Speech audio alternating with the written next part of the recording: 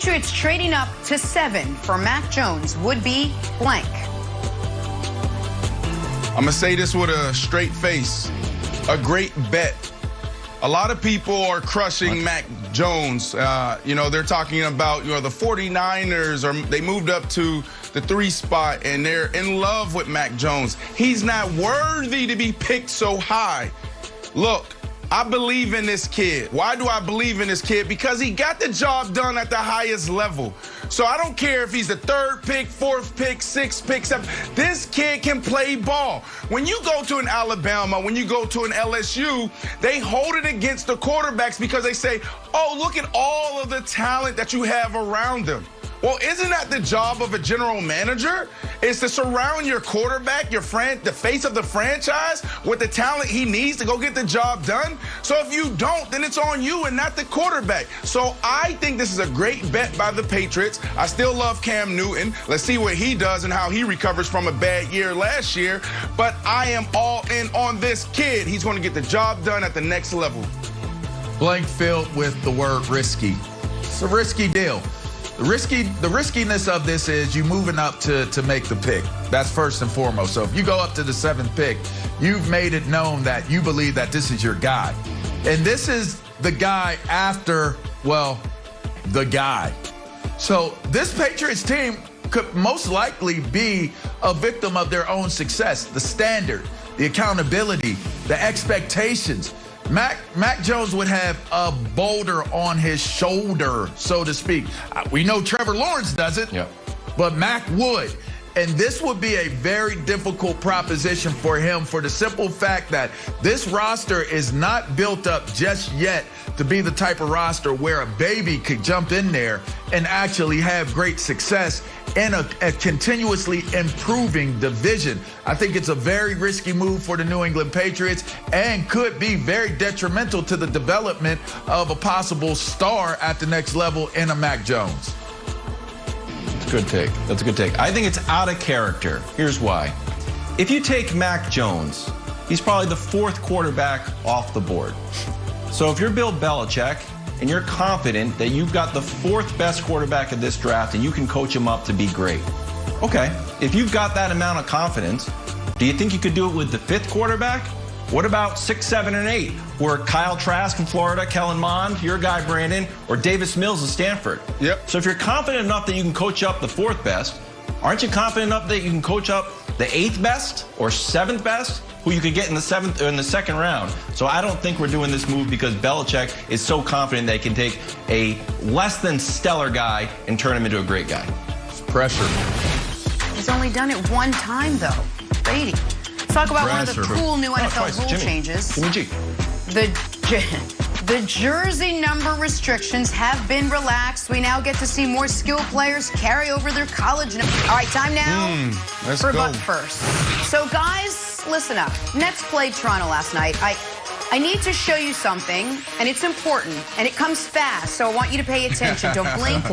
Don't look away. Don't even swallow. It's something so rare only a true basketball historian like myself could catch it. I spotted it last night. I want to share it with you now. Yes. All right, go ahead. Roll this tape. And watch it carefully. It's going to come. You ready? Wait for it. Wait for it. Ready? There. You see it? A Brooklyn Net played defense. It came fast. It didn't last very long. But that is Kyrie, and that is defense. And we may never see something like that again, so I ask you all to take it in, to appreciate it with your heart. Who are you, Nick Wright Jr.? Who are you, Jenna? What are you turning into? Never. Arizona spring game coming up this weekend. Brandon's former wide receiver coach in Denver, Jed Fish, also former Patriots quarterback, is the quarterback's coach, not the quarterback, I'm sorry, is the new head coach. Seems like your normal game until you dig into this flyer a little bit. Well, brought along some Patriot greats. Coaching Team Red, honorary coach. Gronkowski, coaching Team Blue, honorary coach. The great Teddy Bruschi. Also, the Gronk's Zoo is open for business. What? What's the Gronk's Zoo? Is it the student section? Is it an actual zoo? Is it the student section with animals? Whatever it is, I'm for it. Dig down a little deeper. What else do we got? A band, perhaps? No, super soakers, water balloons, and a DJ party. So, when time machines are invented, a lot of people say, I'm going to go back and, secure the plague or whatever. Not me. I'm going back and I'm going to the University of Arizona. Bear down. Oh, yeah. I'm still getting used to it. Jed, Let's go to grad school. I love it. I love it. He's not going. That's great. Drawing a blank, we start in New Orleans. So Drew Brees is out. Who is in? Fox Bet Sportsbook has Jameis plugged in as the heavy favorite to start over Taysom Hill week 1. Hey, Brandon, Jameis starting over Taysom for the Saints would be blank. 2019, this kid threw for 5,100 yards, 33 touchdowns, and oh yeah, what everybody wants to talk about, 30 interceptions. Well, 30 touchdowns, 30 interceptions. And guess what? Everybody crushed him, rightfully so. But then he sat behind the great Drew Brees. And then he also was mentored by the great Sean Payton. Blank, so I'm going Brandon? all in on Jameis. All in on Jameis. I'm telling you guys, everybody keeps overlooking this guy. They have a defense. He was behind Drew Brees. Sean Payton is an offensive mastermind. And I want to be the first to say it. When this team takes off, don't jump on this kid's bandwagon. So I'm all in on Jameis, just like the New Orleans Saints. Interesting. I'm going to answer the question the way the question was stated. I'm going to fill in the blank. Surprising. It will be surprising if Jameis Winston is the starter. I'm going to tell you why. For all those stats that you gave out, you left out one very important one. 1 year, $12 million. All right? The commitment of money, which you have to follow the money, the commitment of money is to Taysom Hill, 4-year contract, over $100 million. Now, while it ranks 23rd amongst quarterbacks in the National Football League, it is nonetheless a bigger commitment to him than it is to Jameis Winston. You're playing with house money. If Jameis does everything that you're talking, it's fine, but it's still a commitment. It's still saying, here's a 4-year contract. We want you to be the guy, Taysom Hill. That's just what it says. Otherwise, you give that funny money to Jameis as well. Why doesn't Jameis have a funny money 4-year, $100 million contract, right? So at the end of the day, I'm following the money, and it would be surprising if they go away from the contract to go to the 1-year deal with Jameis Winston.